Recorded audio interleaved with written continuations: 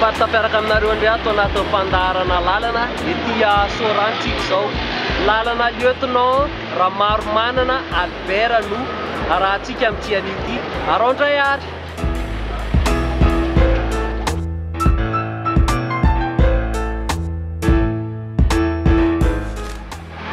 Lalana Ramaromanana Albert.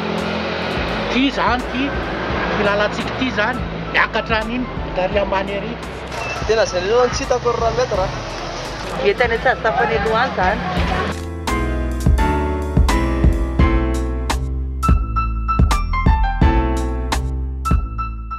Averiko tsara hoe lalana lieutenant Randriamaromanana Albert anjerentsika amin'ity anio ity. Lieutenant Randriamaromanana Albert toy izao amin'ny soratra izao.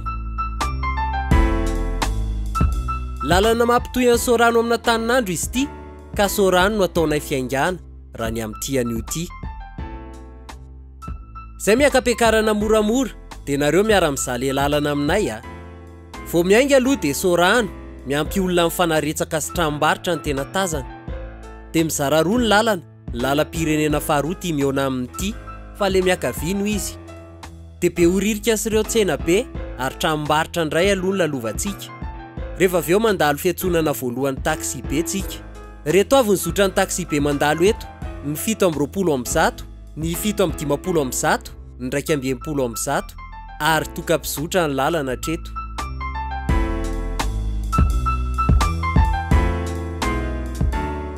Tanànambarotra moa ety ka malaza noho izay zavatra izay.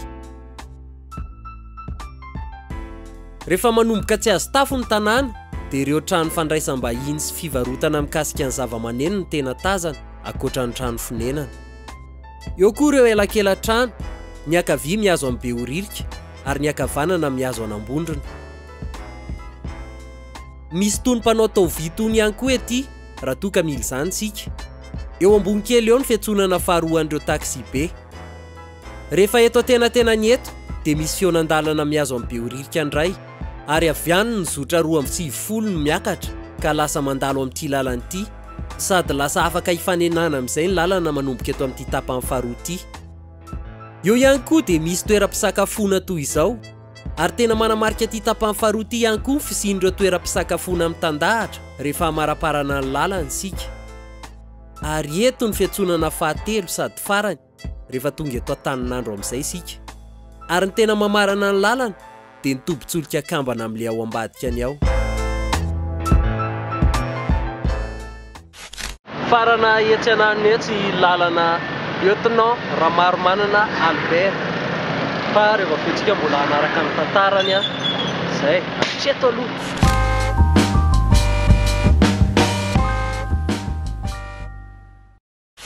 I lieutenant Ramaromanana Albert nafana fota amin'ny 47 zany a. Dia avy eo izy ohatran'ny samborina dia vonoiny le ry. Efa nahefa any alohany tsy azo tapany aloha zany. Teraka tamin'ny taona 1979 ny lieutenant Randriamaromanana Albert. Efa hatramin'izy mbola vao tanora eritreriny tamin'ny taona 30 reny no efa mahery fo ny mbola miaramila kely tao fianaratsoa. Matetika rehefa makalaza na miresaka ny 7 Martsa 1779 dia le tranga famonoana malagasy ny seho tamin'ireo toerana na faritra maro teto amin'ny nosy. Miaramila malagasy manamboninahitra voalohany i lieutenant Randriamaromanana Albert ary dia tafika frantsay izy tamin'izany. Raha ny tombotsoa dia ananany tokoa satria tsara karama ary nafahany nampiadana vady aman-janany izany. Saingy tsy mandry saina ny lehilahy fa fatany mantsy fa malagasy ny tenany ary malagasy ray raha aminy dia eo ambanin'ny fanjanahan'ny frantsay. Nanomboka ny ray tendro sy ny ara-nivory ary nanomana ny ikomy amin'ny frantsay izy sy ireo mpiara-mitolona toa andry Dr Raseta, Rabemananjara, Ravoangy. Ary nitetika tamin'io dia ny daty ny 7 Martsa 1770 no anapoahana ny fikomiana. Ny angavy azy mafy nefa ny reniny mba tsy hiditra amin'izany fikomiana hanohitra amin'ny Frantsay izany, fa tsy nanaiky ny lehilahy fa tsy maintsy hiady izy ahazony Madagasikara fahaleovantena.